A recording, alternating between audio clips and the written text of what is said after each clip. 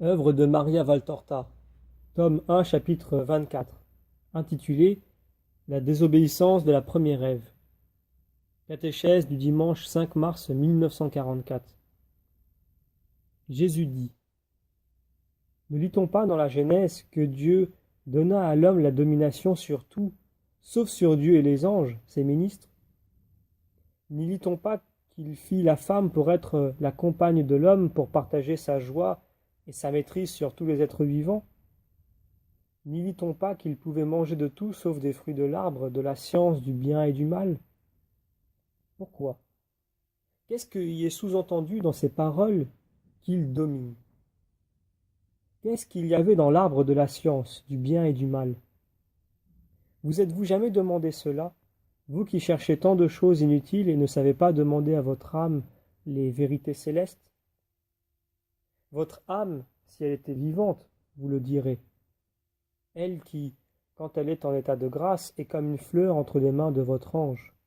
Elle qui, quand vous êtes en état de grâce, ressemble à une fleur qui reçoit le baiser du soleil, rafraîchie par la rosée, par l'action de l'Esprit Saint qui la réchauffe et l'éclaire, l'arrose et l'embellit par des lumières célestes. Que de vérité vous dirait votre âme si vous saviez converser avec elle, si vous l'aimiez comme ce qui vous donne la ressemblance avec Dieu qui est esprit, comme votre âme est esprit. Quelle grande amie vous auriez en votre âme si vous l'aimiez, au lieu de la haïr jusqu'à la tuer? Quelle grande et sublime amie avec laquelle vous pourriez parler des choses du ciel, vous qui êtes si avide de parler, et vous vous dégradez l'un l'autre avec vos amitiés.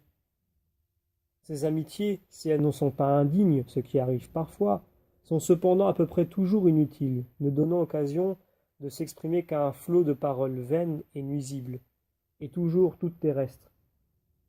N'ai-je pas dit: qui m'aime gardera ma parole, et mon Père l'aimera, et nous viendrons à lui, et nous ferons en lui notre demeure? L'âme, en état de grâce, possède l'amour, et possédant l'amour, elle possède Dieu, c'est-à-dire le Père qui la conserve, le Fils qui la gouverne, et l'Esprit qui l'éclaire. Elle possède donc la connaissance, la science, la sagesse. Elle possède la lumière. Pensez donc quelle conversation sublime pourrait lier votre âme avec vous. Ce sont elles qui ont rempli le silence des prisons, le silence des cellules, le silence des ermitages, le silence d'infirmes pieux. Ce sont elles qui ont réconforté les prisonniers dans l'attente du martyre, les cloîtrés à la recherche de la vérité, les solitaires aspirant à une connaissance anticipée de Dieu, les infirmes à l'acceptation, mais que dis-je, à l'amour de leur croix. Si vous saviez également interroger votre âme, elle vous dirait la signification vraie, exacte, vaste comme le monde, de cette parole pour qu'il domine, et qui est celle-ci. Pour que l'homme domine sur tout, sur tous ces trois états, l'état inférieur animal, l'état intermédiaire moral, l'état supérieur spirituel, et que tous les trois s'inclinent à une seule fin, posséder Dieu. Le posséder en le méritant avec cette domination absolue qui tient assujetties toutes les forces du moi et les fait servantes de cet unique but, mériter de posséder Dieu. Elle vous dirait que Dieu avait interdit la connaissance du bien et du mal parce que le bien, il l'avait accordé gratuitement à ses créatures, et le mal, il ne voulait pas que vous le connaissiez, parce que c'est un fruit doux au palais, mais qui, descendu avec son suc dans le sang, y apporte une fièvre qui tue et produit une soif ardente, si bien que plus on en boit de ce suc mensonger, et plus on en a soif. Vous objecterez: et pourquoi l'y a-t-il mis? Et pourquoi? Parce que le mal est une force qui est née d'elle-même, spontanée, comme certains maux qui s'attaquent aux corps les plus saints. Lucifer était un ange, le plus beau des anges, esprit parfait, inférieur à Dieu seulement.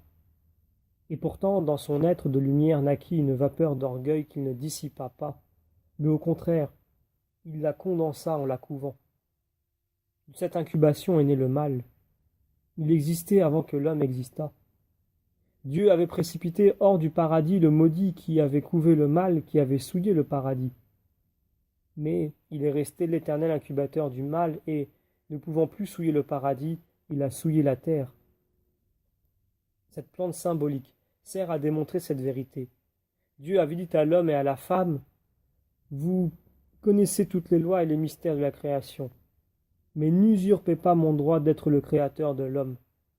Pour propager la race humaine, il suffira mon amour qui circulera en vous, et sans luxure, par le seul mouvement de la charité. Il suscitera les nouveaux Adam de la race humaine. Je vous donne tout. Je ne me réserve que ce mystère de la formation de l'homme. » Satan a voulu enlever à l'homme cette virginité de l'intelligence, et avec sa langue de serpent, a flatté et caressé les membres et les yeux d'Ève, en produisant des réflexes et une excitation que les premiers parents ne connaissaient pas parce que la malice ne les avait pas empoisonnés. Ève vit, et en voyant, elle voulut essayer. C'était l'éveil de la chair.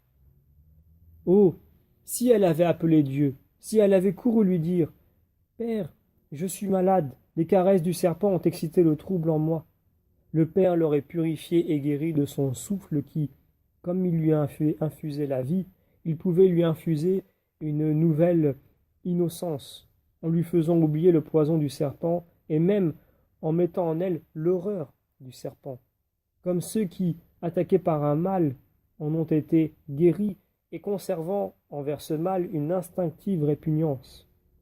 Mais Ève ne va pas au Père, elle se dirige vers le serpent. Cette sensation lui est douce. En voyant que le fruit de l'arbre était bon à manger, beau pour les yeux, gracieux à voir, elle le cueillit et en mangea. Et elle comprit. Désormais, la malice était descendue en ses entrailles avec sa morsure. Elle vit avec des yeux nouveaux et entendit avec des oreilles nouvelles les mœurs et les voix des brutes, et les désira d'un désir fou. Elle commença seule le péché, et l'acheva avec son compagnon. Voilà pourquoi sur la femme pèse une condamnation plus grande. C'est par elle que l'homme est devenu rebelle à Dieu, et qu'il a connu la luxure et la mort. C'est par elle qu'il n'a plus su dominer ces trois règnes. De l'esprit, parce qu'il a permis que l'esprit désobéisse à Dieu. De la conduite morale, parce qu'il a permis que les passions le dominent. De la chair, parce qu'il l'a rabaissé au niveau des lois instinctives des brutes. Le serpent m'a séduite, dit Ève. La femme m'a offert le fruit et j'en ai mangé, dit Adam. Et la triple concupiscence s'attache alors aux trois règnes de l'homme. Il n'y a que la grâce qui puisse réussir à ralentir l'étreinte de ce monstre impitoyable. Et si elle est vivante, très vivante, maintenue toujours plus vivante par la volonté du Fils fidèle, elle arrive à étrangler le monstre et à n'avoir plus rien à craindre. Plus de tyran intérieur, à savoir de la chair et des passions. Plus de tyrans extérieurs. Le monde et les puissants du monde. Plus de persécutions, plus de mort. C'est comme dit l'apôtre Paul, « Je ne crains aucune de ces choses, et je ne tiens pas à ma vie plus qu'à moi-même, mais uniquement pour que j'accomplisse ma mission et le ministère reçu du Seigneur Jésus pour rendre témoignage à l'évangile de la grâce de Dieu. »